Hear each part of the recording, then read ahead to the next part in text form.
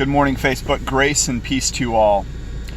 Today I wanted to share a story, but also talk about when we figure out who we are and whose we are, that we are created for more than living a life just centered in ourselves. Beauty can happen. I lived my life for 44 years rooted in self and broken self-centeredness. A lot of addiction patterns that people are in are rooted in those self-centered, self-seeking, broken patterns. We weren't created to live a life centered in self. We're meant to live in harmony with God and with one another. That's when beauty happens, is when you come back and we're reconciled back to the love of God. It changes us from the inside out. Then we're able to truly love God and love one another. We can't do that when we're autonomous. We can't do that when we're living a life centered in self, trying to fulfill the desires that we have in the flesh. Only when we come back home to the love of God are we set free. The story is, we used to have a wholesale sandwich company. I was in Bakersfield, and in a really rough area in Bakersfield, and I was in the store putting some product away, and I saw this young gal come in, and she was a prostitute. She ordered like a fifth of some kind of alcohol and some condoms. And then she put that in a bag in her pocket, and she got some little shots. And then she went to the back of the store and got a Dr. Pepper and chugged both shots, and chugged the Dr. Pepper. And I just started sobbing.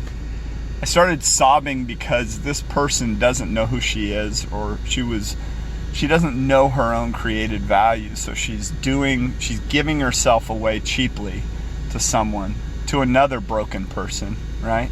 And it just continues to happen. It's about us understanding God's love for us, and that He desires more for us than what we're settling for apart from Him. He's just coming back home and being restored and reconciled into that right place with Him, being made whole and complete in Him. She's an incomplete, broken little girl who probably was molested and broken at a young age.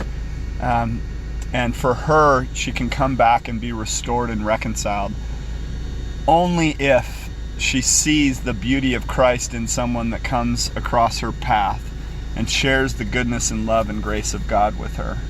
I pray for that to happen. I pray that she can see that she's more than what she's doing. So often we focus on what we're doing, and we say we attach that to who we are, our identity. Identity and behavior are two separate things. We've been settling for something less in what we've been doing. The Father's heart is just come back home to Him and be restored and reconciled into that right relationship with God, and allow Him to restore, or allow Him to make you whole and complete. You aren't going to do it on your own. And then what happens is there's a lot that do well on their own, but they become self-righteous, so they stay in the pattern of autonomy. They stay in that place of I am my own. Right? So they look to power, they look to money, they look to all these things in order to satisfy the soul, and it just doesn't do it.